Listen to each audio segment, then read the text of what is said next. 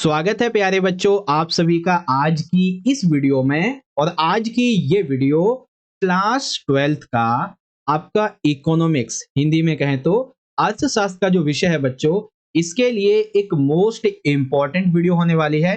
क्योंकि आज के सेशन में, आज की इस वीडियो में हम बात करेंगे एक most important sample question paper के बारे में, जिसे कंप्लीटली इस वीडियो में हम सॉल्व करके बहुत अच्छी तरीके से समझेंगे। ठीक है, और आज के इस सैंपल क्वेश्चन पेपर से आपके एक ही सैंपल क्वेश्चन पेपर से दो एग्जाम की तैयारी यहाँ पे होने वाली है। जी हाँ बच्चों, जैसा कि आप सभी को पता है कि आने वाले एक दो दिनों में ही, यानी कि 15 दिसंबर को आपका इकोनॉमिक्स का जो प्री बोर्ड का एग्जाम है ये होने वाला है। तो ये सैंपल पेपर आपके प्री बोर्ड एग्जाम के लिए बहुत ज्यादा इंपॉर्टेंट है। और साथ ही आपकी जो 2024 की डेट शीट है वो आ चुकी है, जिसके अकॉर्डिंग आपका इकोनॉमिक्स का जो सीबीएसई का बोर्ड का पेपर है ये 18 मार्च को होने वाला है। तो ये सैंपल पेपर आपके बोर्ड के एग्जाम के लिए भी बहुत ज्यादा इंपॉर्टेंट होने वाला है। ठीक है, तो काफी ज्यादा इंपॉर्टेंट वीडियो है, पूरी एंड तक देखना। हर एक क्वेश्चन आंसर बहुत ही बढ़िया तरीके से आपको समझा दिया जाएगा। ठीक है, चलिए सबसे पहले पेपर के पैटर्न को ध्यान से समझेंगे, फिर हम क्वेश्चन को देखेंगे। देखिए, पेपर 3 घंटे का होगा और ये 80 नंबर का आएगा। और पैटर्न को समझने के लिए पहले हम बात करेंगे अपने सामान्य निर्देश की, क्योंकि इसी में पैटर्न आपका होता है। ठीक है, देखिए ये पेपर बेसिकली जिस प्रकार से आपकी 12th क्लास में दो किताब है, उसी प्रकार से पेपर में दो खंड हैं, खंड ए और खंड बी। खंड ए जो है वो आपकी मैक्रो इकोनॉमिक्स की किताब है, और खंड बी जो 11th वाली 12th में आई है, भारतीय आर्थिक विकास, ये वो वाली है। ठीक है, अब देखिए पैटर्न जो है वो काफी इजी है। कैसे समझेंगे? पेपर के अंदर टोटल 20 एमसीक्यू क्वेश्चन है, यानी कि 10 आपके जो एमसीक्यू हैं वो सेक्शन ए में है और 10 एमसीक्यू सेक्शन बी में है। ठीक है, पेपर के अंदर 3 नंबर के टोटल 4 लघु उत्तरीय प्रश्न है, जिनका आंसर 60 से 80 शब्दों में देना है। यानी कि 3 नंबर के दो क्वेश्चन सेक्शन ए में है और 3 नंबर के दो क्वेश्चन सेक्शन बी में है। फिर 4 नंबर के 6 लघु उत्तरीय प्रश्न हैं, जिनका आंसर 80 से 100 शब्दों में देना है। यानी कि 4 नंबर के 3 क्वेश्चन सेक्शन ए में और 4 नंबर के 3 सेक्शन बी में।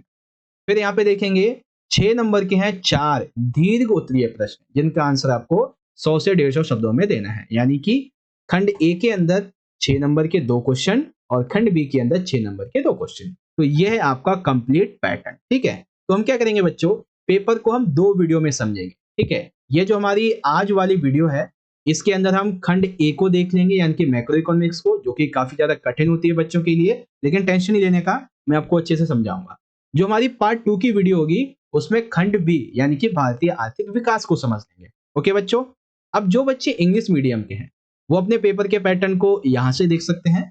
Section A, section B 20 multiple choice question, 4 short question answer 3 marks के, 6 शॉर्ट क्वेश्चन आंसर 4 मार्क्स के एंड 4 लॉन्ग क्वेश्चन आंसर ये आपके आएंगे 6 मार्क्स के। अब इंग्लिश में इसलिए बताया क्योंकि पेपर का जो सॉल्यूशन है वो आपको मैं हिंदी में तो बताऊंगा ही, जो बच्चे इंग्लिश मीडियम के हैं उनके लिए भी क्वेश्चन का आंसर यहाँ पे प्रोवाइड किया जाएगा। तो दोनों ही मीडियम के बच्चे वीडियो को पूरा जरूर देखें। ठीक है, ओके, तो चलिए बच्चों आज के इस सैंपल पेपर की शुरुआत करते हैं। तो यहाँ पे आप देख सकते हैं आज के सैंपल पेपर का जो हमारा पहला सेक्शन है, section number A, introductory macro economics, वो यहाँ से स्टार्ट हो जाता है, जो कि आपकी पहली वाली किताब पर ही आधारित है।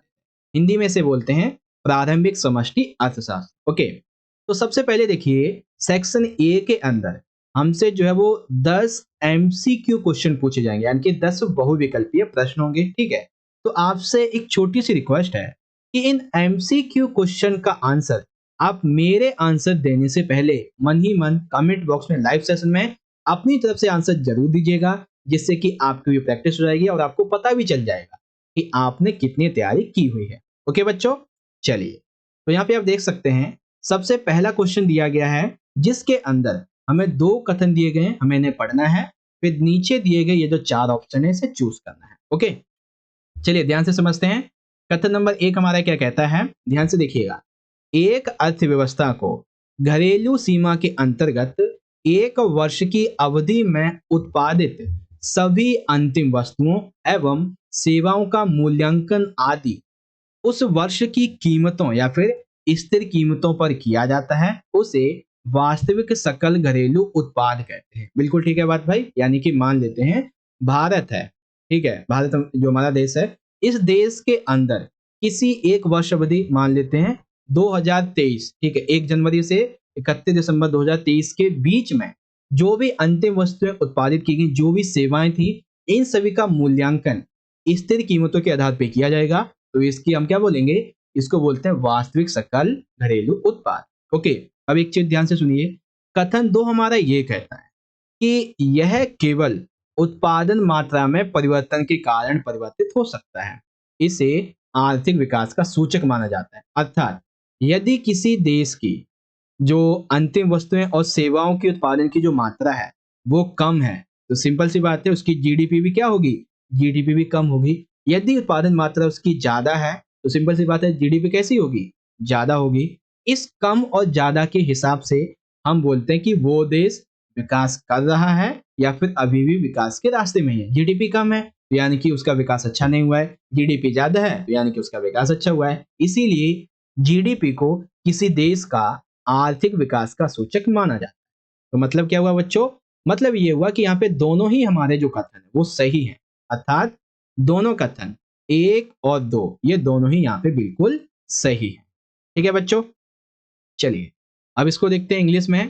तो स्टेटमेंट 1 बिल्कुल ठीक है, स्टेटमेंट सेकंड जो है ये भी ठीक है। It means both statement 1 and 2 are the correct. Okay, चलिए अब हम बात करते हैं क्वेश्चन नंबर सेकंड की, जो कि बहुत ही आसान है, ध्यान से सुनिएगा। क्वेश्चन ये है कि भारत के लिए जो भी बजट की नीतियां बनाई जाती हैं इनको कौन क्रियान्वित करता है। तो सिंपल सी बात है, बजट नीतियों को कौन क्रियान्वित करता है, विदेश मंत्रालय, यानी कि मिनिस्ट्री ऑफ एक्सटर्नल जो अफेयर्स है वो बजटरी पॉलिसीज को इम्प्लीमेंटेड करती है। ठीक है, अब क्वेश्चन नंबर थर्ड ध्यान से सुनिए। इसमें बेसिकली हमें एक परिभाषा दी गई है और हमें पहचानना है कि ये किसकी है। ध्यान से सुनिए, वह ब्याज दर जिस पर केंद्रीय बैंक वैधानिक तरलता अनुपात की प्रतिभूतियों के अतिरिक्त शेष प्रतिभूति पर पुनः क्रय प्रस्ताव के बदले व्यावसायिक बैंकों को अल्पकाल के लिए ऋण प्रदान करता है, उसको क्या बोलते हैं, सिंपल सी बात है, इसको बोलते हैं रेपो दर। क्या बोलते हैं, इसको रेपो दर बोलते हैं। तो ऑप्शन बी आपका राइट है। ओके, इसी तरीके से इंग्लिश में देखेंगे आपका ऑप्शन बी राइट है। अब क्वेश्चन 4 जो है ये एक फॉर्मूला बेसिकली, ध्यान से सुनिए, निवेश गुणांक का मूल्य है। ठीक है, यानी कि इसमें जो इन्वेस्टमेंट मल्टीप्लर है वो कौन सा है इसमें से, ठीक है, वैल्यू क्या है उसकी, तो उसकी वैल्यू होती है 1, ठीक है, माइनस में MPC अपॉन में ये वैल्यू होती है इसकी। ठीक है ना, तो यानी कि आपका जो डी वाला ऑप्शन है ये यहाँ पे बिल्कुल राइट हो जाएगा। ठीक है बच्चों, तो निवेश गुणांक का ये मूल्य होता है। आई होप आप समझ गए होंगे। इसी तरीके से ये हो गया। अब क्वेश्चन नंबर आपका जो 5 है इसके अंदर से आपके 3 नंबर का क्वेश्चन और 5 जो MCQ हैं वो एक साथ कंप्लीट हो जाएंगे। ध्यान से देखिए, क्वेश्चन ये है, केंद्रीय बैंक के बारे में निम्नलिखित कथनों पर विचार कीजिए। सबसे पहला, भारत का जो भारतीय रिजर्व बैंक है, RBI, reserve bank of India, ये भारत का केंद्रीय बैंक है। पहला पॉइंट बिल्कुल राइट। इस केंद्रीय बैंक यानी कि RBI की जो स्थापना थी वो 1935 में हुई। दूसरा पॉइंट बिल्कुल ठीक है। 1 जनवरी 1949 को RBI का राष्ट्रीयकरण कर दिया गया, तो ये भी राइट है। उसके बाद RBI जो है ये भारत में सबसे बड़ा वित्तीय संस्थान है, ये भी राइट है। RBI जो है वो देश के लिए मौद्रिक प्रणाली और इस प्रणाली की नीति की देखरेख और मुद्रा आपूर्ति को नियंत्रित करने के लिए उत्तरदायी होती है, तो ये भी ठीक है। यानी कि केंद्रीय बैंक अर्थात RBI के बारे में जो भी कथन यहाँ पे कहे गए हैं वो सभी के सभी सही हैं। तो यहाँ पे हम क्या बोल देंगे, यहाँ पे हम बोलेंगे सी वाला ऑप्शन, पहला दूसरा तीसरा चौथा पांचवा ये सभी हमारे राइट है। ओके, तो अब अगर आपसे पेपर में 3 नंबर में क्वेश्चन आ जाए केंद्रीय बैंक RBI के बारे में बताइए, तो आप ये पांचों के पांचों पॉइंट लिख देंगे आसानी से। ठीक है, चलिए इंग्लिश में देखते हैं। Consider the following statement regarding central bank, तो ये आपके पॉइंट है, आप यहां से पढ़ सकते हैं। ऑप्शन नंबर आपका यहाँ पे सी राइट हो जाएगा, ये सभी के सभी सही है। ओके, चलिए क्वेश्चन नंबर 6 में है, इस 6 के अंदर से हमें एक गलत कथन की पहचान करनी है, जो सही नहीं है हमें वो पहचानना है। तो देखिए, जो सही है पहले उसे देखते हैं। उपभोग जो उपभोग वक्र होता है, ये कभी भी अक्ष को नहीं काटता है। बिल्कुल ठीक है। आय में वृद्धि के साथ में जो एपीएस होता है, इसमें कमी आती है। बिल्कुल ठीक है। आय के समविच्छेद बिंदु पर एपीएस का मान शून्य होता है, ये भी ठीक है। लेकिन ये कहना निवेश गुणांक का न्यूनतम मूल्य शून्य होता है, ये गलत है। ठीक है ना? दैट मीन्स ऑप्शन नंबर आपका जो ए है, ये यहाँ पे गलत हो जाएगा। बाकी बी सी डी ये सभी सही है। ओके, तो जो फॉल्स स्टेटमेंट है वो है आपकी option number A, the minimum value of investment multiplier is 0 can not. Okay, आगे देखिए क्वेश्चन नंबर 7, ध्यान से देखिएगा। प्रत्यक्ष कर का एक उदाहरण है, यानी कि सरकार के द्वारा आप पर लगाए जाने वाले जो प्रत्यक्ष कर है, उसका एक प्रत्यक्ष उदाहरण कौन सा है? ठीक है, तो पहला क्या दिया हुआ है? वस्तु एवं सेवा कर, यानी कि कोई भी हम जो प्रोडक्ट खरीदते हैं या फिर हम कोई सेवा लेते हैं, तो क्या वो प्रत्यक्ष है? नहीं, क्योंकि हम पहले निर्माता को देते हैं, निर्माता आके जाके सरकार में, तो ये प्रत्यक्ष नहीं हुआ। बिक्री कर ये भी शामिल नहीं है और मूल्य वर्धित कर ये भी शामिल नहीं है। लेकिन जो आयकर है, ठीक है ना, आयकर ये इसके अंतर्गत शामिल होता है। क्यों भाई? क्योंकि जो भी हमारा टैक्स कटता है वो हमसे खुद लिया जाता है। ठीक है, तो इसको क्या बोलते हैं? प्रत्यक्ष कर बोलते हैं। ऐसा कर जो व्यक्ति से प्रत्यक्ष तौर पे लिया जाए, जैसे कि income tax. Okay, question number 8, इसके अंदर पूछा गया है चालू खाते की मदों में कौन सा सही है? तो 3 नंबर में क्वेश्चन आ सकता है, चालू खाते की मदों को बताइए।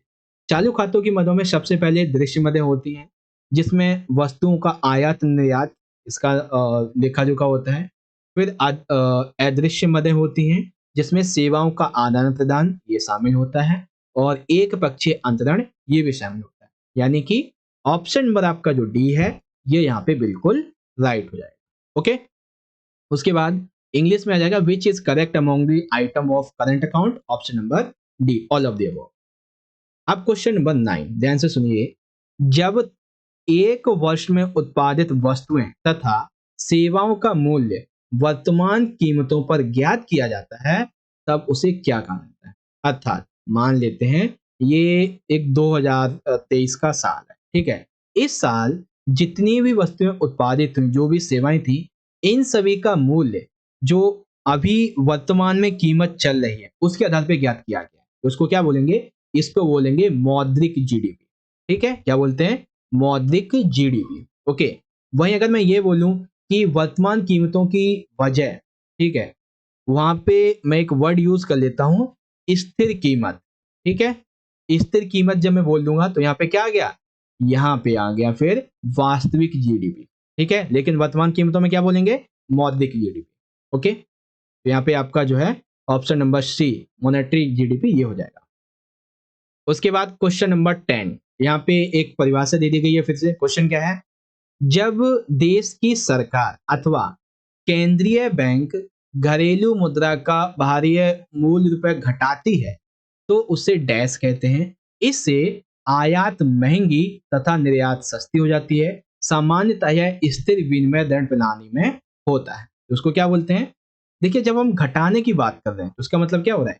इसका मतलब यहाँ पे हम अवमूल्यन की बात कर रहे हैं। कोई चीज घटी तो क्या बोलते हैं? अवमूल्यन। ओके, तो ऑप्शन नंबर आपका ये ए वाला यहाँ पे राइट हो जाएगा। ओके, तो अभी तक हमने अपने जो है वो 10 एमसीक्यू क्वेश्चन जो थे वो यहाँ पे हमने बहुत अच्छी तरीके से कंप्लीट कर लिए। चलिए आगे बात करेंगे। अब यहाँ पे आएंगे बच्चों हमारे 3-3 नंबर के पहले 2 क्वेश्चन। ठीक है, 11 और 12 ये आएंगे हमारे 3 नंबर के क्वेश्चन। ओके, चलिए 11वां क्वेश्चन क्या है, ये मैं आपको पहले भी करवाया हूं, तो ध्यान से सुनिए। एक अर्थव्यवस्था में बढ़ी हुई आय का 75% उपभोग पर व्यय किया जाता है। यदि निवेश 1000 रुपए है तो बताइए कि आय में कुल वृद्धि कितनी हुई और उपभोग व्यय में कुल वृद्धि कितनी हुई। ध्यान से सुनिए, किसी देश में जो भी उसकी आय थी, ठीक है, मान लेते 100 रुपए आय थी, उसका उसने 75% किस पे व्यय कर दिया? उपभोग पे। तो अब आपको बताना है कि आय में कुल वृद्धि और ये कैसी होगी यदि निवेश 1000 रुपए है। तो आइए इसको सॉल्व करते हैं। तो हमारा एमपीएस कितना है? एमपीएस है हमारा 75% यानी कि व्यय। ठीक है, तो यानी कि ये 75/100 यानी कि ये 3/4 हो गया। तो एमपीएस को निकालने के लिए हम क्या करेंगे, 1 माइनस में 3/4 यानी कि 1/4 आ जाएगा। उसके बाद अब जो हमारा फॉर्मूला होता है, ठीक है, किसको निकालने के लिए, एक सेकेंड, ये रहा। जो हमारा फॉर्मूला होता है आय में कुल वृद्धि को निकालने के लिए, तो वो है 1/एमपीएस। लिखेंगे 1/एमपीएस कितना था हमारा, 1/4, तो ये आ जाएगा टोटल 4। अब निकालेंगे तो वो निकलेगा कितना हमारा, 4,000 रुपये। ठीक है, और जो हमारा ये होता है उपभोग व्यय में कुल वृद्धि, ये कितनी निकल आएगी, ये निकल आएगी हमारी 3,000 रुपये। क्योंकि हम क्या करते हैं उपभोग में वृद्धि को निकालने के लिए, इसमें से आय में से, ठीक है, मतलब आय में से हम इसको निकाल लेंगे निवेश को, तो वो हमारी उपभोग व्यय में आ जाए। ठीक है, तो आय कितनी थी 4,000 और व्यय कितना था 1,000, इसको निकाल लिया, मतलब निवेश कितना था 1,000, तो बच गया हमारा 3,000 रुपये। ठीक है, चलिए अब क्वेश्चन 12 देखिए। इसमें हमें बेसिकली कुछ परिभाषाएं दी गई हैं, जिसमें से किन्हीं 3 को हमें परिभाषित करना है। ठीक है, उपभोक्ता वस्तुएं, पूंजीगत वस्तुएं, अंतिम वस्तुएं और मध्यवर्ती वस्तुएं। ध्यान से समझिएगा, चारों के चारों अच्छे शब्द। सबसे पहले बात करते हैं उपभोक्ता वस्तुओं की। बेसिकली किसी अर्थव्यवस्था की वे अंतिम वस्तुएं और सेवाएं जो प्रत्यक्ष रूप से एक उपभोक्ता के मानवीय आवश्यकताओं को संतुष्ट करती हैं, और यह है उपभोक्ता के द्वारा क्रय की गई वस्तुएं और सेवाएं उपभोक्ता वस्तुएं होती हैं। सिंपल सी बात है, ये वे अंतिम वस्तुएं होती हैं जो कि प्रत्यक्ष तौर पे उपभोक्ता की मानवीय आवश्यकताओं को संतुष्ट करती हैं। ठीक है, और एक ऐसे ही बोल सकते हैं कि ये उपभोक्ता की क्रय की गई जो वस्तुएं हैं, सेवाएं जो खरीदी गई हैं, उनको बोलते हैं। ठीक है, उपभोक्ता वस्तुएं। फिर पूंजीगत वस्तुएं जाती हैं। ये ऐसी अंतिम वस्तुएं हैं जो कि उत्पादन में सहायक होती हैं और ये आय सृजन के लिए प्रयोग की जाती है। किसी देश के लिए पूंजीगत वस्तुएं कौन सी होंगी, जिससे उसे आय प्राप्त हो। ठीक है, जो उत्पादन में सहायक। ओके, उसके बाद में तीसरा है अंतिम वस्तुएं।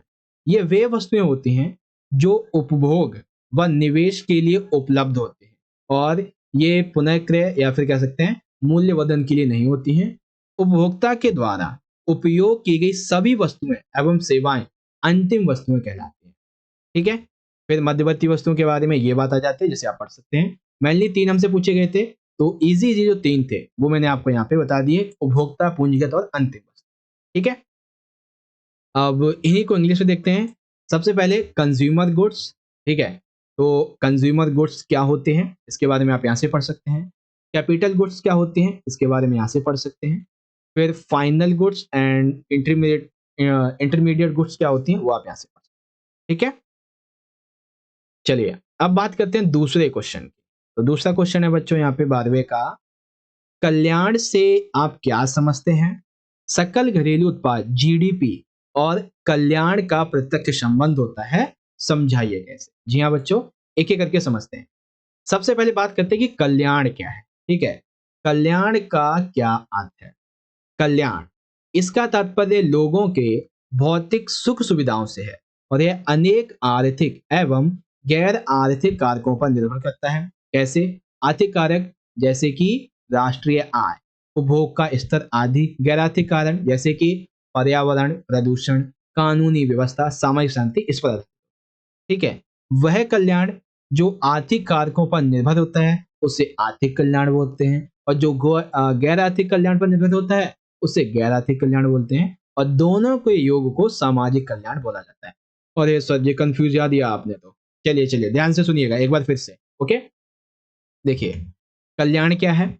कल्याण का तात्पर्य लोगों की भौतिक सुख सुविधाओं से है। ठीक है, जो कि उन्हें आर्थिक और गैर आर्थिक कारकों से प्राप्त होता है। जैसे कि आर्थिक कारक में क्या आ जाएगा? राष्ट्रीय आय, उपभोग का स्तर, इसीलिए इनको क्या बोलते हैं? आर्थिक कारक बोलते हैं।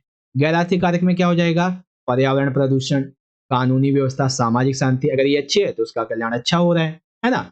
ये चीजें होती हैं तो इसको बोलते हैं गैर आर्थिक कारक, और इन दोनों को ही मिला के बनते हैं सामाजिक कल्याण। ओके, अब दूसरे क्वेश्चन पे, सकल घरेलू उत्पाद एवं कल्याण। सामान्यतः सकल घरेलू उत्पाद एवं कल्याण में प्रत्यक्ष संबंध होता है। देखो कैसे? उच्चतर जीडीपी का अर्थ क्या है? कि वस्तुएं एवं जो सेवाएं हैं वो किसी देश में अत्यधिक उनका उत्पादन हो रहा है। इसका तात्पर्य है वस्तुएं एवं सेवाओं की अधिक उपलब्धता। परंतु इसका अर्थ यह निकालना कि लोगों का कल्याण पहले से अच्छा हो रहा है आवश्यक नहीं है, क्योंकि हो सकता है कल्याण के उपयोग में लाई जाने वाली वस्तुओं का उत्पादन ना हो रहा हो। सरल शब्दों में अगर किसी देश की जीडीपी उच्च है तो हम ये नहीं कह सकते कि वहां के लोगों का जो कल्याण है उसमें भी वृद्धि हो रही है। ठीक है, क्योंकि जीडीपी के अंदर कल्याण के अलावा अन्य प्रकार की वस्तुओं सेवाओं का भी उत्पादन किया जाता है। तो जी हम बोलते हैं कि प्रत्यक्ष संबंध है इसका ये बात। ओके बच्चों, तो ये कॉन्सेप्ट आपको समझ में आ गया कल्याण वाला क्या है क्या नहीं है इसके बारे में। ओके, अब इसको इंग्लिश में देखते हैं। What do you understand by welfare? There is a direct relationship between gross domestic product and welfare. Explain how. तो पहले तो वेलफेयर होता क्या है, gross domestic product and welfare, ये क्या होता है, इसका संबंध क्या, वो आप यहाँ से पढ़। ठीक है, चलिए क्वेश्चन नंबर 13, ये 4 नंबर का क्वेश्चन है, ये भी मैथ वाला एक क्वेश्चन है हमारा। क्वेश्चन ये है, एक अर्थव्यवस्था में आय का यदि संतुलन स्तर 12,000 करोड़ है, ठीक है, तो हमें क्या दिया गया है, 12,000 करोड़ दिया गया है। सीमांत उपभोग प्रवृत्ति तथा सीमांत बचत प्रवृत्ति का अनुपात 3:1 है, यानी कि एमपीसी और एमपीएस कितना अनुपात है, 3:1 है। एमपीसी 3 है और एमपीएस 1।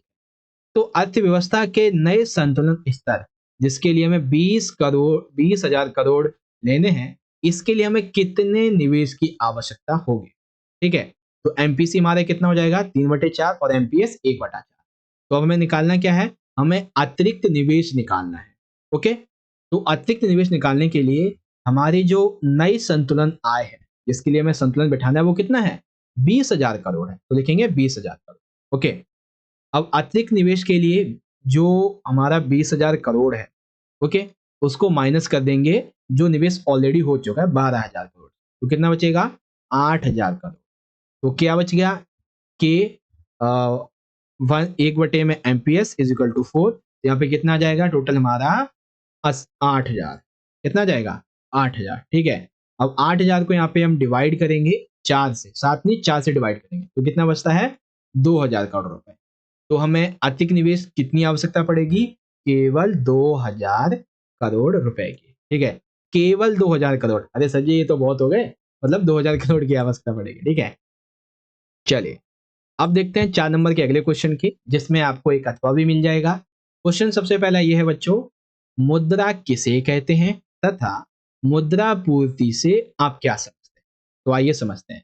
देखिए नॉर्मली मुद्रा की जो परिभाषा है वो ये है, मुद्रा वह वस्तु है जिसे आमतौर पर विनिमय के माध्यम, मूल्य की माप, मूल्य का संचय और स्थगित भुगतान के मानक के रूप में स्वीकार किया जाए।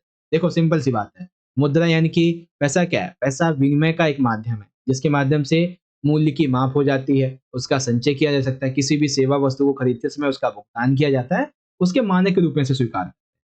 आरबीआई क्या कहती है इसके बारे में, तो आरबीआई की आधिकारिक परिभाषा के अनुसार मुद्रा को उन तरल वित्तीय परिसंपत्तियों के रूप में परिभाषित किया जा सकता है जो समग्र आर्थिक गतिविधियों पर प्रभाव डाल सकते हैं। अर्थात मुद्रा क्या है, मुद्रा एक ऐसा पार्ट है जो कि किसी देश की आर्थिक गतिविधियों को प्रभावित करती है।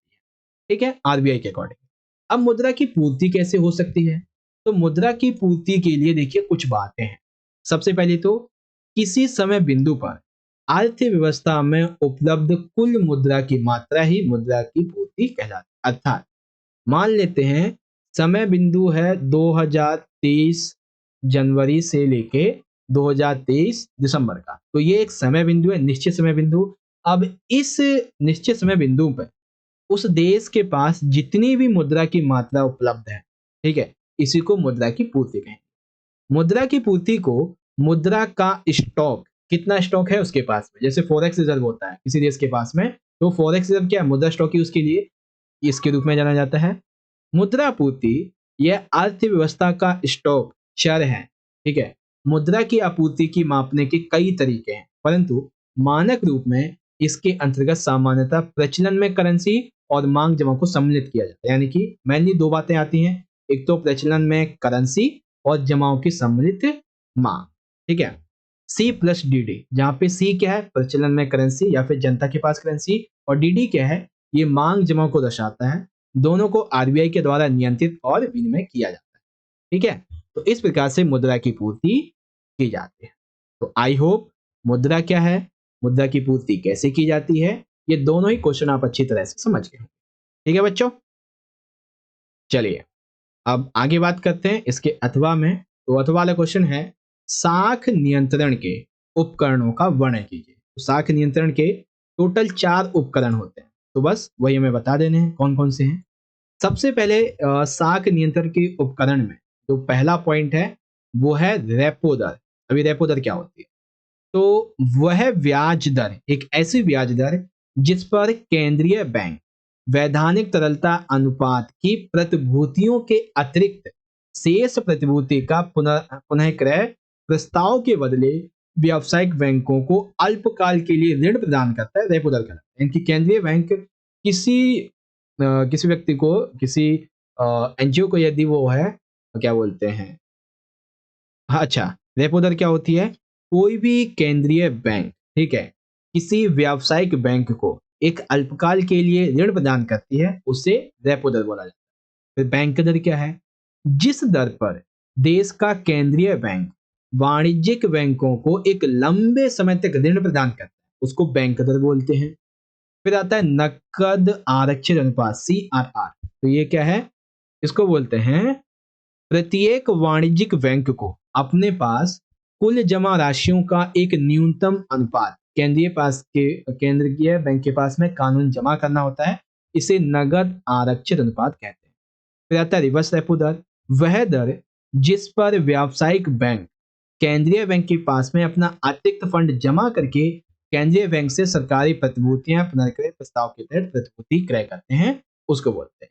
देखो सारी चीजों को एक बार दोबारा समझा देता हूं। रेपो दर क्या होता है, यह एक ऐसी ब्याज दर है जो कि केंद्रीय बैंक के द्वारा किसी व्यावसायिक बैंक को अल्पकाल के लिए ऋण देता है। उसके बाद बैंक दर क्या है, जिस दर पर देश का केंद्रीय बैंक वाणिज्यिक बैंक को एक लंबे समय तक ऋण देता है, लंबे समय के लिए, उसको बैंक दर बोलते हैं। नगद आरक्षित अनुपात क्या है, तो प्रत्येक वाणिज्यिक बैंक, इसके पास में जो भी कुल पैसा होता है उसका एक छोटा सा भाग कानूनन केंद्रीय बैंक के पास में रखना होता है, इसे नगद आरक्षित अनुपात बोलते हैं। फिर रिवर्स रेपो दर, ये क्या होती है, इसके अंतर्गत व्यावसायिक जो बैंक है वो केंद्रीय बैंक के पास में अपने पास ऑलरेडी जो फंड है उससे कुछ अतिरिक्त अगर जमा हो गया है तो वो उसे देती है, इसको बोलते हैं रिवर्स रेपो दर, ठीक है। तो ये कॉन्सेप्ट है बच्चों साख नियंत्रण के उपकरण के बारे में, जो कि आपको बहुत अच्छी तरीके से समझ में आ गया होगा। एक सेकंड, ये तो छोटा हो गया। चलिए अब इसको इंग्लिश में देखेंगे। तो सबसे पहले what is money and what do you understand by the money supply. तो मनी क्या है, यानी कि करेंसी क्या है, आरबीआई के अकॉर्डिंग क्या क्या बातें हैं, एंड सप्लाई ऑफ मनी क्या है, इसके बारे में ये 3 पॉइंट आप यहाँ से लिखेंगे, ओके। एंड फिर आ जाता है हमारा अगला question, describe the tools of credit control. तो क्रेडिट कंट्रोल के क्या क्या टूल्स होते हैं।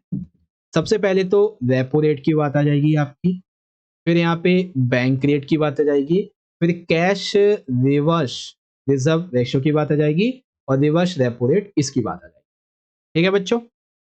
चलिए अब क्वेश्चन नंबर 15 आता है, 4 नंबर का आखिरी है, उसके बाद में फिर 16-17 जो है वो हमारे आ जाएंगे 5 नंबर के क्वेश्चन। तो क्वेश्चन नंबर 15 कहता है, बजट व्यय किसे कहते हैं, राजस्व व्यय तथा पूंजीगत व्यय में अंतर स्पष्ट कीजिए। तो क्या है भाई बजट व्यय, ध्यान से समझिए। देखिए बजट व्यय, इससे तात्पर्य एक वित्तीय वर्ष की अवधि में सरकार के द्वारा विभिन्न मदों के ऊपर जाने वाली अनुमानित व्यय से, अर्थात बजट व्यय क्या है, एक वित्तीय वर्ष, ठीक है ना, एक बजट वर्ष जो बनाया गया था उस अवधि में गवर्नमेंट ने ये देखा कि इस काम के लिए इस मद तक पैसा खर्च किया जाएगा, ठीक है, तो जो अनुमानित किया गया था यदि उससे ऊपर जाता है तो उसको बजट व्यय। फिर बारी आती है राजस्व व्यय क्या है। तो राजस्व व्यय ये सरकार की परिसंपत्तियों में वृद्धि नहीं करते हैं, ये सरकार के दायित्व में भी कोई कमी नहीं करते हैं, जैसे कि ब्याज का भुगतान, आर्थिक सहायता, कानूनी व्यवस्था बनाए रखना इत्यादि पर व्यय, ठीक है। ये आवर्ती प्रकृति के होते हैं। ओके, फिर आती है पूंजीगत व्यय की बात।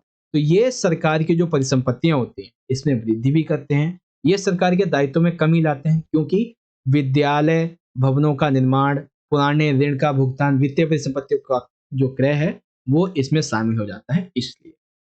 ठीक है, कोई डाउट नहीं है आपका। चलिए, अब यहाँ पे अच्छा एक चीज और, ये आवर्ती प्रकृति के नियम।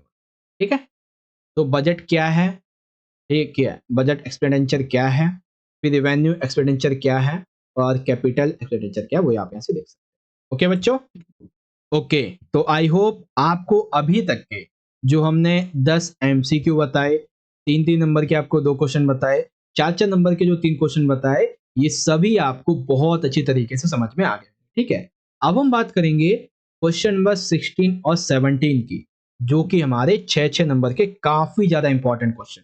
ओके, चलिए, क्वेश्चन नंबर 16 में आपके 3-3 नंबर के बेसिकली 2 क्वेश्चन। क्वेश्चन क्या है, राष्ट्रीय आय अनुमानित या फिर राष्ट्रीय आय को मापने के लिए जो विधियां हैं इनके विभिन्न चरण और सावधानियां आपको बतानी है। पहली विधि है आय विधि से राष्ट्रीय आय कैसे मापी जाती है, और उत्पाद विधि अथवा जिसे मूल्य वर्धित विधि बोलते हैं, इससे राष्ट्रीय आय कैसे अनुमानित कैसे मापी जाती है वो बताइए। ठीक है, चलिए, सबसे पहले बात करते हैं राष्ट्रीय आय अनुमानित करने की जो हमारी आय की विधि है इसके बारे में। ठीक है, तो आय की विधि के 2 चरण हैं। सबसे पहला चरण तो यह है कि साधन लागत पर निवल घरेलू उत्पाद, जिसे हम निवल घरेलू साधन बोलते हैं, इंग्लिश में एनडीपी बोलते हैं, इज इक्वल टू कर्मचारियों का पारिश्रमिक, प्राचलन अधिशेष प्लस स्वयं नियोजित एवं नियोजित की मिश्रित आय। पहला चरण ये हो गया।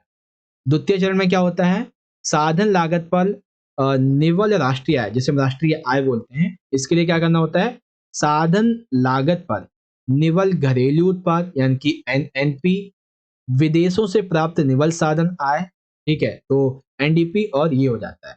तो इस तरीके से राष्ट्रीय आय का अनुमान लगाया जाता है। अब इसको अनुमान लगाते समय क्या क्या सावधानियां रखनी चाहिए, तो सावधानी में सबसे पहला ये है कि हस्तांतरण आय को इसमें शामिल नहीं करना चाहिए क्योंकि वो तो चली गई ऑलरेडी। ठीक है, पूंजीगत लाभ को भी इसमें शामिल नहीं करना चाहिए, साथ ही स्वयं उपयोग के लिए उत्पादित वस्तु से उत्पन्न आय जो है इसे ही शामिल करना चाहिए, और उत्पादनकर्ता के द्वारा प्रदान मुफ्त सेवाओं को इसमें शामिल करना।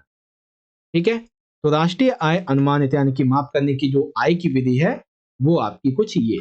ओके, सेकंड आ जाती है, इसमें आपके 4 चरण है। ठीक है, जो कि हमारी उत्पाद विधि अथवा मूल्य वर्धित विधि। तो इसमें सबसे पहला चरण हमारा ये है, बाजार कीमत पर सकल घरेलू उत्पाद यानी कि जीडीपी। तो इसको कैसे निकालते हैं, इसके लिए प्राथमिक क्षेत्र के द्वारा सकल वर्धित मूल्य प्लस द्वितीयक क्षेत्र के द्वारा सकल वर्धित मूल्य प्लस तृतीयक क्षेत्र के द्वारा सकल वर्धित मूल्य, इस प्रकार से। अथवा हम ये भी बोल सकते हैं कि बाजार कीमत पर सकल घरेलू उत्पाद निकालने के लिए बिक्री जमा में स्टॉक में परिवर्तन माइनस में मध्यवर्ती उपभोग। तो मुझे तो ये तृतीयक द्वितीयक पहला वाला जो ये अच्छा लगा। द्वितीय चरण क्या होता है, इसमें बाजार की कीमत पर सकल घरेलू उत्पाद के लिए बाजार की कीमत पर मूल्य ह्रास आ जाता है। ठीक है, फिर तृतीय चरण में क्या होता है, इसमें कारक लागत पर निवल घरेलू उत्पाद एनडीपी के लिए बाजार की कीमत पर जो निवल घरेलू उत्पाद था इसको माइनस करेंगे शुद्ध अप्रत्यक्ष कर से। और चौथा चरण, कारक लागत पर निवल राष्ट्रीय उत्पाद यानी कि राष्ट्रीय आय जो है इसको निकालने के लिए कारक लागत पर निवल घरेलू उत्पाद, इसको हम क्या करते हैं, प्लस करेंगे किससे, विदेशों से प्राप्त निवल कारक आय के बाद। फिर यहाँ पे सावधानियां होती हैं। सबसे पहले ये, किसी भी चीज को 2 बार बिल्कुल भी ना गिने, वस्तुओं के पुनः विक्रय को बिल्कुल भी शामिल ना करें, स्वयं उपयोग के लिए उत्पादित वस्तुओं को इसमें सम्मिलित किया जाता है।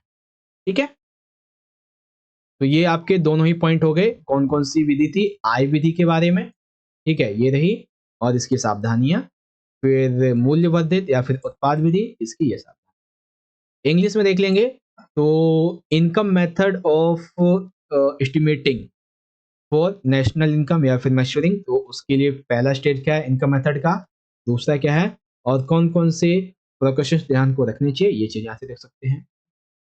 फिर यहाँ पे दूसरा आ जाता है बच्चों प्रोडक्ट मेथड और value added method of estimating measuring या फिर नेशनल इनकम। तो ये आपके पॉइंट यहाँ पे जाते हैं, 4 स्टेज होते हैं इसके, ठीक है। फिर आती हैं इसकी सावधानियां, तो ये आपके 3 सावधानियां। ओके बच्चों, चलिए इस ओके, तो चलिए अब हम बात करेंगे अपने इस पेपर के सबसे आखिरी क्वेश्चन की। और ये जो हमारे क्वेश्चन नंबर 17 है, ये एक ऐसा क्वेश्चन है जो कि मोस्ट इंपॉर्टेंट है, और इसके अंदर से आपके 3-3 नंबर के, 4-4 नंबर के 2-2 क्वेश्चन भी निकल सकते हैं। काफी इंपॉर्टेंट है, पिछले 10 साल के पेपरों में कई बार आ चुका है, इसलिए बड़े ध्यान से समझिएगा, ठीक है। क्वेश्चन नंबर 17 क्या कहता है, केंद्रीय बैंक यानी कि भारतीय रिजर्व बैंक, ये इसका उदाहरण लेना है, आपको बताना है केंद्रीय बैंक क्या है एवं इसके किन्हीं 2 कार्यों का विस्तार से वर्णन करना है, ठीक है। तो आ जाइए देखते हैं। सबसे पहले बात करते हैं बच्चों कि केंद्रीय बैंक है क्या, ठीक है। देखिए, केंद्रीय बैंक भारतीय देश के लिए सबसे बड़ा वित्तीय संस्थान है, जो कि हमारे देश की मौद्रिक प्रणाली और नीति की देखरेख और मुद्रा की आपूर्ति के नियंत्रण के लिए उत्तरदायी होते हैं। एग्जाम्पल के लिए, भारतीय reserve bank RBI, reserve bank of India, ये भारत का केंद्रीय बैंक है, जिसकी स्थापना 1 अप्रैल, याद रखिएगा, 1 अप्रैल 1935 को हुई थी और 1 जनवरी 1949 को आरबीआई का राष्ट्रीयकरण कर दिया। अब हमें केंद्रीय बैंक के रूप में भारतीय रिजर्व बैंक के जो 2 कार्य बताने, उसकी जगह मैं आपको 3 बताऊंगा, ठीक है ना। 2 + 1 = आपको 3, ठीक है ना। 3 कार्य बताऊंगा, ध्यान से समझ। सबसे पहला है बच्चों बैंकों का बैंक, अर्थात भारतीय रिजर्व बैंक अन्य वाणिज्यिक बैंकों के लिए भी वही कार्य करता है जैसा कि अन्य बैंक अपने ग्राहकों के लिए करता है, ठीक है। आरबीआई देश के सभी वाणिज्यिक बैंकों को पैसा उधार देता है, उनकी मांग जमाएं जो है स्वीकार करता है, मांग जमाएं नहीं, जमाएं जो होती है उसको स्वीकार करता है, ठीक है। दूसरा कारण, कार्य जो वो बहुत ही बड़ा है, ठीक है, और ये अलग से भी आता है कई बार।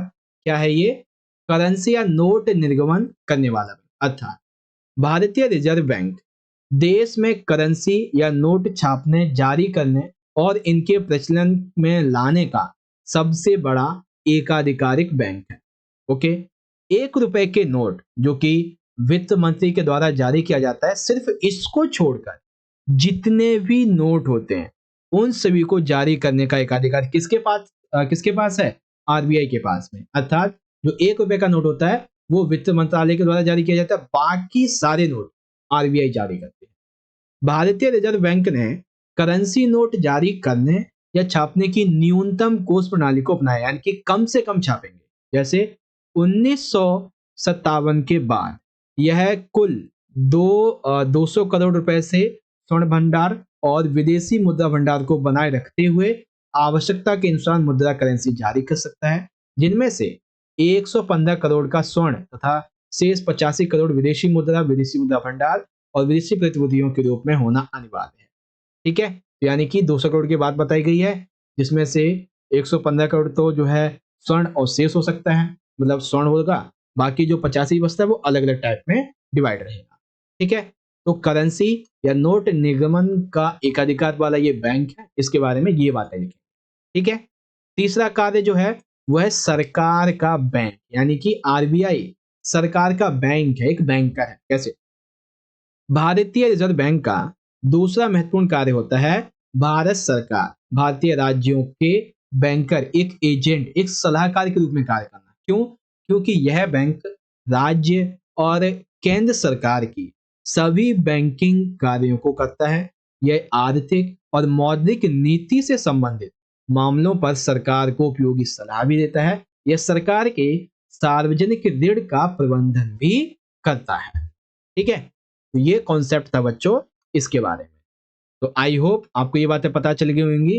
तो केंद्रीय बैंक क्या है, ठीक है, उसके बारे में पहले तो आपने ये देख लिया ये है क्या। इसके कार्यों की बात आई तो ये बैंकों का बैंक है, करेंसी या नोट निर्गमन वाला एक अकेला बैंक है, ये सरकार का बैंक या बैंकर है, इस तरीके से आप बता सकते हैं इसको, ठीक है। तो ये कॉन्सेप्ट थे जो कि आपको यहाँ पे बहुत अच्छे तरीके से समझ में आ गए होंगे। ओके, तो अब हम बात करते हैं बच्चों अपने क्वेश्चन नंबर 17 के, दूसरे क्वेश्चन की अथवा वाले की, जो कि दिया गया है सरकार के लिए असंतुलित बजट की व्याख्या कीजिए। यानी कि सरकार कई प्रकार के बजट बनाती है, जब वो बजट बनाती है तो वो कई बार असंतुलित हो जाता है। आखिर ये कैसे होता है, इसके दो रीजन होते हैं, दो तरीके से होता है, तो उन चीजों को आपको यहाँ पे व्याख्या करके बताना है। तो आ जाइए समझते हैं। देखिए, सबसे पहले बात करते हैं असंतुलित बजट, आखिर इसका अर्थ क्या है। तो वह बजट जिसमें सरकार के द्वारा अंदाजा लगाया गया कि इस साल इतना आय हमें होगी, और अंदाजा लगाया गया कि इतना व्यय होगा, लेकिन वो अंदाजा गलत साबित हुआ। अर्थात जितना सोचा था आय उतना हुआ नहीं, लेकिन जितना व्यय सोचा था वो उससे ज्यादा हो गया। ठीक है, तो ये क्या हुआ, बजट जो था वो अब असंतुलित हो गया। ठीक है, अब ये ना दो स्थितियों में होता है। सबसे पहला तो है बचत का बजट, अर्थात बचत का बजट वह बजट है जिसमें सरकार की अनुमानित प्राप्तियां उसके अनुमानित व्यय से अधिक हो जाती हैं। ठीक है, अर्थात प्राप्तियां सोची थी उसने 10, ठीक है, और व्यय सोचा था 8, लेकिन प्राप्तियां चलो 10 हो गई, लेकिन जो व्यय था वो हो गया 15। ठीक है, तो ये क्या है, ये बचत का बजट बन जाता है। अब यहाँ पे जो है लाभ का कुछ पॉइंट आ जाता है, ठीक है, जो कि आप यहाँ पे देख सकते हैं। फिर यहाँ पे इसकी कुछ हानियां भी आ जाती हैं। ठीक है, तो हानि आप यहाँ से देख सकते हैं। इसका जो दूसरा पॉइंट है वो आ जाता है घाटे का बजट। तो एक तो बचत का बजट हो गया, फिर ये घाटे का बजट हो जाता है। घाटे का बजट वह बजट है जिसमें सरकार का अनुमानित व्यय उसकी अनुमानित प्राप्तियों से अधिक हो जाता है। ठीक है, सिंपल सी बात है। जो जितना सोचा था कि इतना खर्चा होगा, वो जितना मिला उससे ज्यादा हो गया। ठीक है, तो इसके क्या क्या लाभ होते हैं वो आप यहाँ से पढ़ सकते हैं। ठीक है, फिर कि इसकी क्या क्या हानियां होती हैं वो भी आप इजीली यहाँ से पढ़ सकते हैं। इसमें मुद्रास्फीति के बारे में बातें की गई हैं, तो इसे आप इजीली यहाँ से रीड आउट कर सकते हैं। ठीक है, क्योंकि टाइम काफी ज्यादा हो गया है, अभी आपके लिए मुझे और भी वीडियोस लेके आनी है। ओके, ये क्वेश्चन है, इसे आप वीडियो को पॉज करके पढ़ लेना। बाकी क्वेश्चन नंबर 17 के दोनों पार्ट हमने देख ही लिए हैं। अब जो बच्चे इंग्लिश मीडियम के हैं वो यहाँ से देख लीजिए। आपका जो पहला क्वेश्चन है, ठीक है, सेंट्रल बैंक क्या है, और इसके आपको कोई दो कार्य बताने थे आरबीआई का उदाहरण लेते हुए। तो सेंट्रल बैंक क्या है इसके बारे में यहाँ से पढ़िए, और इसके फंक्शन क्या है। बैंक ऑफ बैंक्स, बैंकों का बैंक, बैंक इशुइंग करेंसी और नोट्स, ये हो जाएगा, एंड बैंक और बैंकर ऑफ द गवर्नमेंट।